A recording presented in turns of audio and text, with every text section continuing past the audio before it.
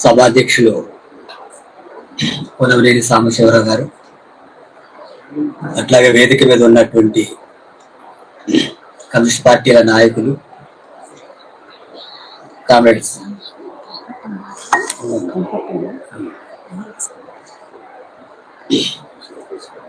కేంద్ర ప్రభుత్వం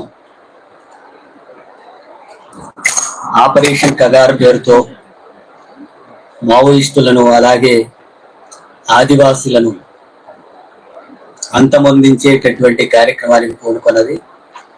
దీన్ని వెంటనే నిలిపివేయాలని చెప్పి అన్ని వామపక్ష పార్టీలు డిమాండ్ చేస్తున్నాయి. సిపిఎం పార్టీగా కూడా డిమాండ్ చేస్తున్నాం. దేశంలో సామాజిక ఆర్థిక అణిచివేత, దోపిడీ, కుల అసమానతలు, స్త్రీ పురుష అసమానతలు కొనసాగిస్తూ దేశ సంపదనంతా కూడా, శ్రామిక వర్గాల సంపదనంతా కూడా కార్పొరేట్ సంస్థలకు, పెట్టుబడిదారులకు, భూస్వామ్య వర్గాలకు దారదత్తం చేస్తూ ఈ పేద ప్రజానీకాన్ని అంతా కూడా, శ్రామిక వర్గాన్ని అంతా కూడా అణిచివేస్తున్నప్పుడు ఆ అణిచివేతకు వ్యతిరేకంగా, దోపిడీకి వ్యతిరేకంగా జరుగుతున్నటువంటి పోరాటాలు ఉన్నాయి. ఆ పోరాటాల్లో వివిధ మార్గాలు ఉన్నాయి. అందులో మావోయిస్టులు సాయుధ పోరాటాన్ని కొనసాగిస్తారు. ఈ క్రమంలో ఈ అసమానతలను, దోపిడిని నిర్మూలించేటటువంటి చర్యలు కాకుండా ఆ దోపిడి వర్గాలకు అడ్డంగా ఉంటున్నారనేటటువంటి పేరుతో అణిచివేసేటటువంటి కార్యక్రమానికి కేంద్ర ప్రభుత్వం పూనుకుంటుంది. నక్సలైట్లు హింస చేస్తున్నారు అని అనుకుంటే చట్ట ప్రకారం శిక్షించాల్సినటువంటి చర్యలు తీసుకోవచ్చు. కానీ వీళ్ళే చట్టాన్ని అతిక్రమించి మొత్తం సామూహికంగా నిర్మూలిస్తామనేటటువంటి పేరుతో ఈ కార్యాచరణ జరుగుతుంది. ఆదివాసీలు ఉండేటటువంటి అత్యధిక ప్రాంతాలన్నింటిలో కూడా పోలీస్ పికెటింగ్లు ఏర్పాటు చేసి, బలగాలను ఏర్పాటు చేసి, పోలీస్ స్టేషన్లలో అంతా కూడా ఆదివాసీలంతా కూడా క్యాంపుల్లో పెడుతున్నారు. వాళ్ళకి సరిగా తిండి పెట్టడం లేదు, వాళ్ళకి సరైనటువంటి సౌకర్యాలు ఇవ్వడం లేదు, చిత్రహింసలకు గురి చేస్తున్నారు ఆదివాసీ. అట్లాగే స్త్రీలను, ఆదివాసీ స్త్రీలను మానభంగాలు కూడా చేస్తున్నారు. ఆ మానభంగాలు గురవుతున్నటువంటి ఆ మహిళలు మమ్మల్ని ఈ రకమైనటువంటి పద్ధతిలో హింసించే కంటే చంపేయండి అని చెప్పి కూడా అంటున్నటువంటి సందర్భాలు ఉన్నాయని బయటికి వ్యక్తమవుతుంది. అట్లాగే పురుషుల్ని చిత్రహింసలు పెట్టేటటువంటి క్రమంలో మర్మాంగాలను కోసివేస్తున్నటువంటి దారుణమైనటువంటి ఘటనలు జరుగుతున్నాయని చెప్పి వస్తున్నాయి. ఇలాంటి హింస, ఇలాంటి దారుణమైనటువంటి అణిచివేత జరిగేటటువంటి చర్యల్ని కేంద్ర ప్రభుత్వం పూనుకుంటుంది.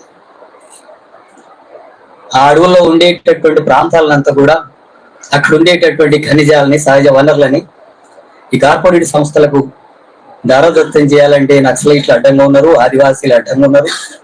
అందుకని నక్సలైట్ల ముసుగులో మొత్తం ఆదివాసీలను కూడా నిర్మూలించాలి, ఆ ప్రాంతాన్ని. అది పెట్టుబడిదారులకు, కార్పొరేట్ సంస్థలకు అప్పగించాలనేటటువంటి ఒక కుట్ర కూడా ఇందులో ఉంది. అందుకనే ఇలాంటి చర్యలకు ప్రభుత్వం పూనుకుంటుంది.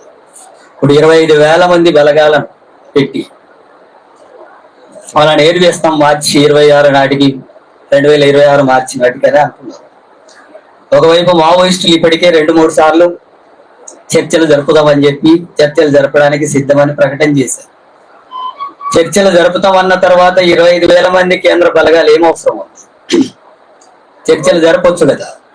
నిజంగానే ఆ సమస్యను పరిష్కరించాలని చెప్పి అనుకుంటే ప్రభుత్వ వైఖరి ఏంటో వాళ్ళ దగ్గర చర్చలు జరపొచ్చు. వాళ్ళతో మాట్లాడిన తర్వాత వాళ్ళ ఆ సమస్య పరిష్కారానికి వాళ్ళకి ముందుకు వస్తారా రాదా చూసిన తర్వాత ఆ తర్వాత మీరు చట్టపరంగా వివరించేటటువంటి హక్కే ఉంది తప్ప మొత్తం నిర్మూలించేటటువంటి కార్యక్రమం చేసేటటువంటి ఒక ఫాసిస్ట్ ధోరణితో వివరించేటటువంటి అవకాశం ఈ ప్రభుత్వం తీసుకుంటుంది. దీన్ని మనం వ్యతిరేకించాల్సిన అవసరం. ఇప్పుడు కరిగుట్టల దగ్గర వెళ్ళి పోలీసులంతా, మీ బలగాలంతా కూడా వెళ్ళి అక్కడ జాతీయ జెండాను ఎగిరేశారు.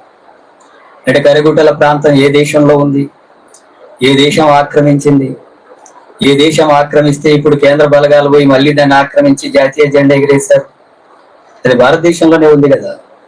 ఆ ప్రాంతాలంతా ఆదివాసీలే బ్రతుకుతున్నారు కదా. ఆ ప్రాంతాలను ఏమి విముక్తి చేసినట్టుగా. అందుకనే మొత్తం తప్పుడు సంకేతాన్ని ప్రజలకంతా కూడా పంపించేటటువంటి వైఖరి బీజేపీ కేంద్ర ప్రభుత్వం తీసుకుంటుంది. ఇప్పుడు నిన్న మొన్న మాట్లాడుతున్నటువంటి ఉగ్రవాదుల చర్యల్లో భాగంగా వీటన్నిటిని కూడా మేము అరికడుతున్నాం అన్నట్టుగా నిన్న అమిత్ షా మాట్లాడినట్టుగా కూడా పత్రికల్లో వస్తుంది. ఉగ్రవాదులను సైతం కూడా చట్టపరంగానే శిక్ష విధించాలి. ఉగ్రవాదులను సైతం చట్టపరంగా శిక్షించాలన్నప్పుడు మావోయిస్టులను కూడా చట్టపరంగానే శిక్షించవచ్చు. దొరికిన వాళ్ళని ఎటకాలు చేస్తారు, దొరికిన వాళ్ళని ఎట చిత్రహింసలు పెడతారు, దొరికినటువంటి వాళ్ళంతా కూడా చంపేసి ఇక నిర్మూలిస్తాం, చంపేసి హక్కు మాకు ఇవ్వండి, ఇచ్చింది ప్రభుత్వం అనేటట్టుగా ఇవి వ్యవహరిస్తున్నటువంటి ధోరణి ఇప్పుడు బీజేపీ ప్రభుత్వం వ్యవహరిస్తుంది. అందుకని ఇలాంటి ఫాసిస్ట్ ధోరణిల్ని మనం వ్యతిరేకించాల్సిన అవసరం ఉంది. ఆ హింస పేరుతో మొత్తం మావోయిస్టుల్ని, ఆదివాసుల్ని నిర్మూలించేటటువంటి కార్యక్రమాన్ని కోరుకుంటుంది. దీన్ని కూడా వెంటనే ప్రభుత్వం ఉపసంహరించుకోవాల్సినటువంటి అవసరం ఉంది. అలాంటి చర్యలు అరికట్టడం కోసం ఈ రోజు వామపక్షాలు కానీ, ప్రజాస్వామిక శక్తులు కానీ, పౌర హక్కులు ఉండాలనుకునే వాళ్ళు కానీ, ఈ రాజ్యాంగ హక్కులు అమలు జరగాలనుకున్నటువంటి శక్తులంతా కూడా దీన్ని వ్యతిరేకిస్తున్నాయి. చర్చలు జరపాలని చెప్పి డిమాండ్ చేస్తున్నాం. చర్చలు జరిపి సమస్య పరిష్కారం కోసం కృషి చేస్తే ఆ సమస్య పట్ల ప్రజలు ముందుకు పోవడానికి అవకాశం ఉంటుంది. అలాంటి చర్యలు తీసుకోవాల్సినటువంటి అవసరం ఉంది. అట్లాగే కేంద్ర బలగాలకు సంబంధించినటువంటి చర్చలు జరిపేటటువంటి క్రమంలో